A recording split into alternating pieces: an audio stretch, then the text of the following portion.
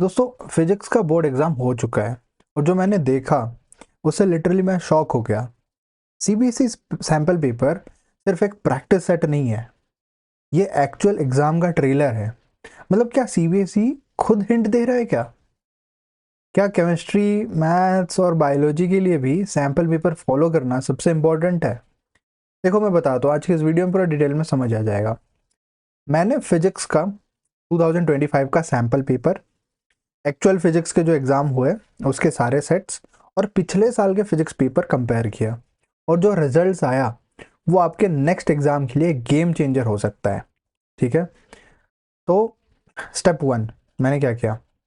सबसे पहले मैंने एक प्रॉपर रिसर्च किया। मैंने सीबीएसई का 2025 का ऑफिशियल फिजिक्स सैम्पल पेपर उठाया और एनालाइज किया कि इसमें किस तरह के क्वेश्चंस दिए गए हैं, कौन से चैप्टर से दिए गए हैं, किसका कितना वेटेज है, और सबसे इंपॉर्टेंट सबका डिफिकल्टी लेवल क्या है वो मैंने देखा।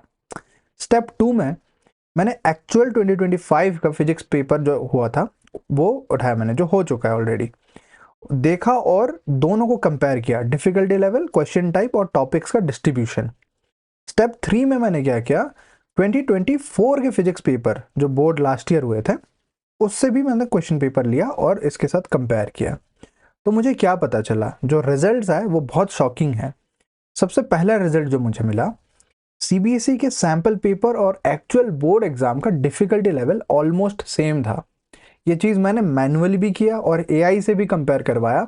तो एक होता है ना कि इंसान, बहुत सारे इंसान लोग अगर फीडबैक दें और एआई फीडबैक दे, उसके साथ मैच हो रहा है तो हम डेटा मैचिंग बोलते हैं उसको, री लर्निंग भी होता है। सो बहुत सारी चीज़ें वहाँ पे, बट ज़्यादा टेक्निकल में ना जाके मैं अगर आपको मैं समझाऊँ, इट्स की जो डिफ़िकल्टी लेवल है वो सीबीएसई का सैंपल पेपर और बोर्ड के एग्जाम का पेपर वो ऑलमोस्ट सेम था।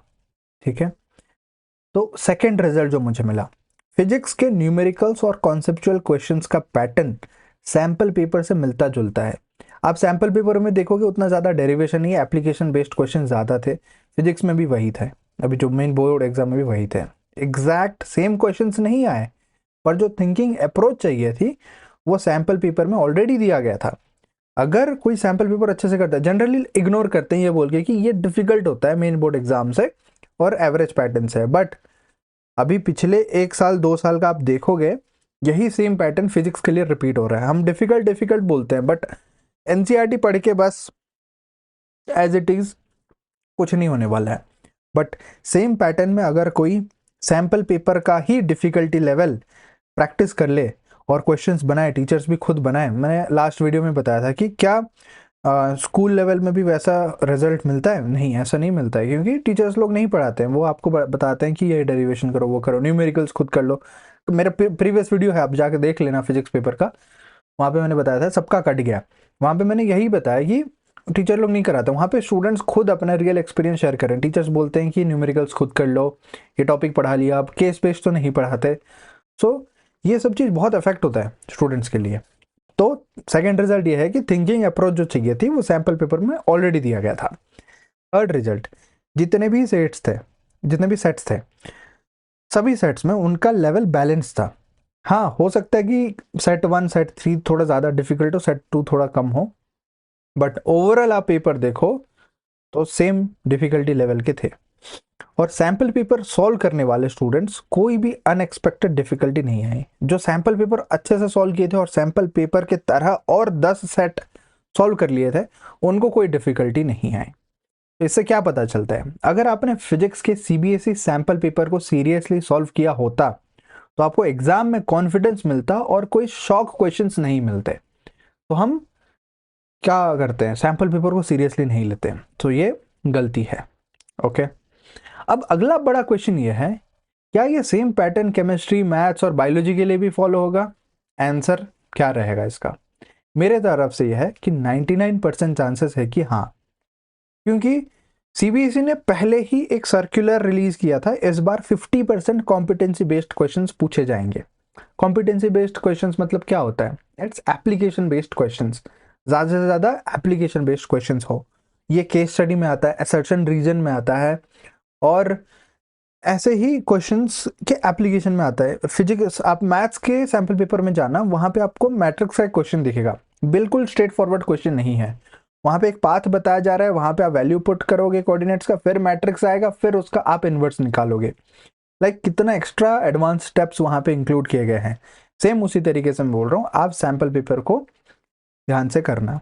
सीबीएसई हमेशा एक बैलेंस्ड डिफिकल्टी लेवल रखना चाहता है, जो उनके सैम्पल पेपर में क्लियरली दिख जाता है, सैम्पल पेपर में ऑब्वियसली पता चल जाता है।